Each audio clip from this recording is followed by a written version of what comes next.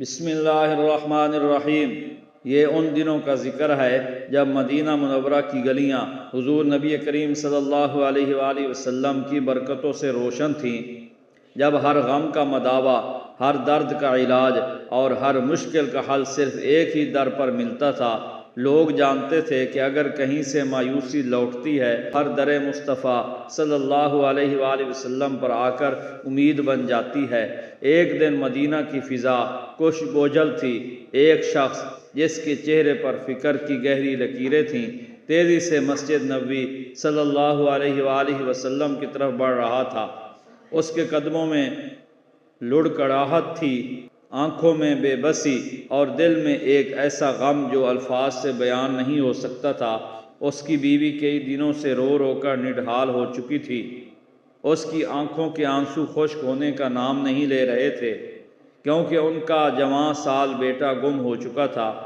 وہ شخص حضور اکرم صلی اللہ علیہ وآلہ وسلم کی خدمت میں حاضر ہوا، سلام عرض کیا اور کانپتی ہوئی آواز میں عرض کرنے لگا، یا رسول اللہ صلی اللہ علیہ وآلہ وسلم، میری بیوی کا رو رو کر برا حال ہو گیا ہے۔ ہمارا بیٹا کہیں گم ہو گیا ہے، نہ اس کا کوئی پتہ ہے نہ کوئی خبر۔ ہمیں ڈر ہے کہ کہیں وہ کافروں کے قبضے میں نہ چلا گیا ہو۔ ہم بے بس ہیں، لاچار ہیں، ہمارے پاس آپ صلی اللہ علیہ وآلہ وسلم کے در کے سوا کوئی اور در نہیں۔ یہ سن کر حضور نبی کریم صلی اللہ علیہ وآلہ وسلم کا چہرہ مبارک غمگین ہو گیا۔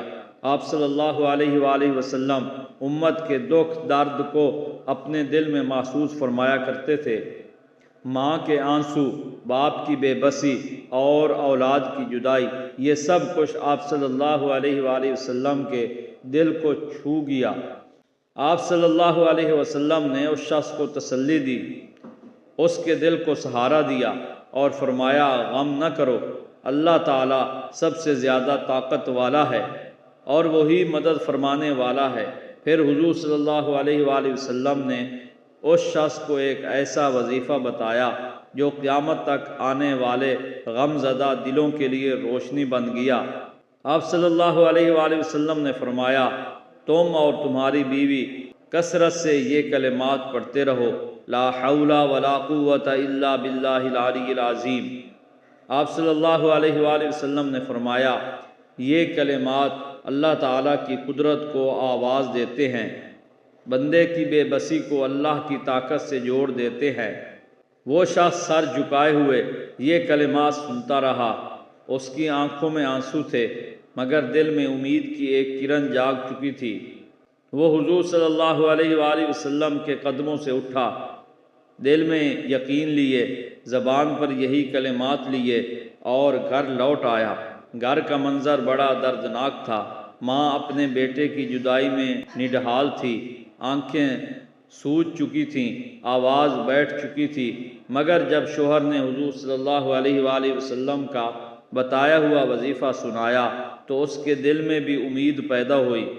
دونوں میاں بیوی نے عہد کیا کہ وہ دن رات اٹھتے بیٹھتے چلتے پھرتے یہی کلمات پڑھیں گے، لا حول ولا قوت الا باللہ العلی العظیم۔ دن گزرتے گئے، راتیں بدلتی رہیں، مگر ان کے ہونٹوں سے یہ کلمات جدا نہ ہوئے۔ ماں آنسوؤں کے ساتھ یہ پڑھتی، باپ سجدوں میں یہ دہراتا، اور دونوں کا یقین مضبوط سے مضبوط تر ہوتا چلا گیا۔ ادھر وہ گم شدہ لڑکا حقیقتاً کافروں کے قبضے میں جا چکا تھا۔ اسے ایک دور دراز جگہ قید کر دیا گیا تھا۔ مضبوط رسیاں، سخت پہرے اور اونچی دیواریں تھیں۔ انسانی اعتبار سے فرار ناممکن تھا۔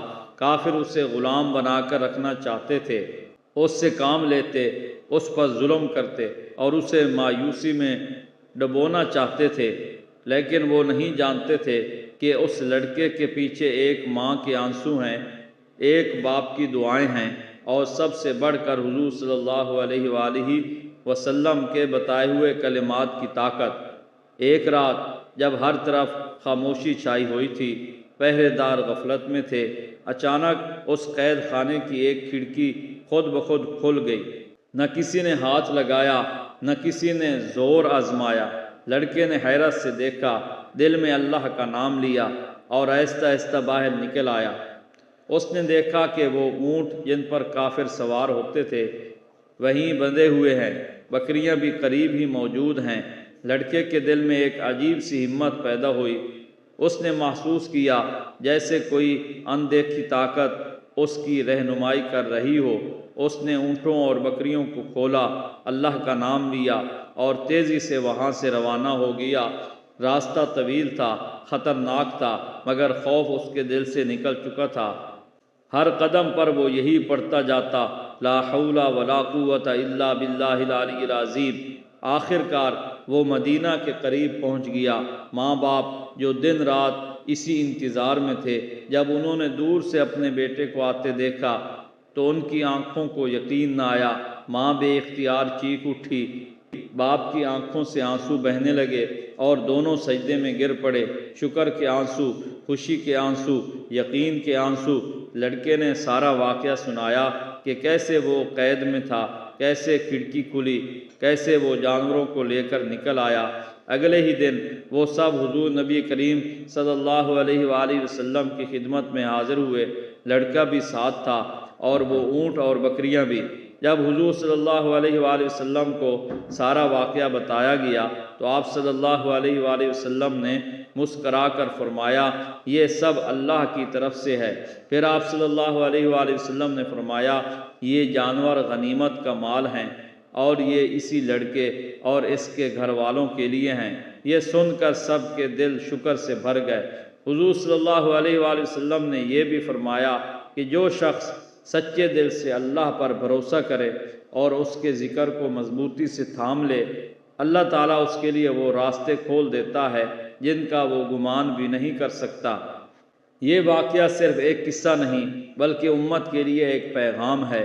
یہ ہمیں سکھاتا ہے کہ مشکل کتنی ہی بڑی کیوں نہ ہو، قید کتنی ہی مضبوط کیوں نہ ہو، اگر بندہ اللہ تعالیٰ کی قدرت پر یقین رکھے اور حضور صلی اللہ علیہ وآلہ وسلم کے بتائے ہوئے کلمات کو دل سے پڑھ لے تو ناممکن بھی ممکن ہو جاتا ہے۔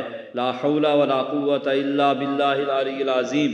یہ صرف الفاظ نہیں، یہ توحید کی صدا ہیں، یہ بندگی کا اقرار ہے، یہ اس بات کا اعلان ہے کہ نہ کوئی طاقت ہے نہ کوئی قوت مگر اللہ کے ساتھ۔ اللہ تعالی ہمیں بھی ان کلمات کی حقیقت سمجھنے اور ان پر یقین رکھنے کی توفیق عطا فرمائے۔